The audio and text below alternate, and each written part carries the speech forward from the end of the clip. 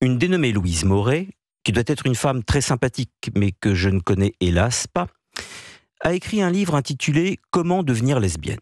Sur le 4e de couverture, on peut lire ceci, j'ouvre les guillemets. « À mon avis, dans 20 ans, la plupart des meufs seront lesbiennes.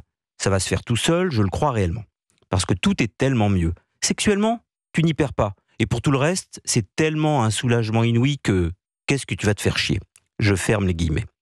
Ce qui me plaît beaucoup dans cette glorification de la femme par la femme, dans cette vénération programmatique de la femme pour la femme, c'est qu'elle est rédigée à la manière d'un sketch de Jean-Marie Bigard, lequel est au féminisme ce que la gousse d'ail est au vampire.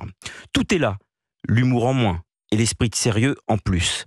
La grossièreté, la vulgarité, la désignation de la femme par sa sexualité, sa meufisation, sa femélisation, bref, son assignation à résidence dans ce qui était censé la faire fuir dans son commerce avec le sexe masculin.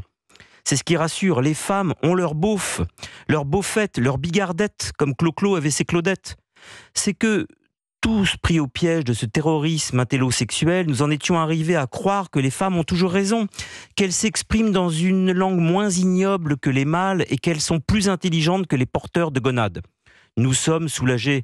La femme n'est pas ce que les féministes en disent, pas plus que le Christ n'est ce qu'en dit le pape.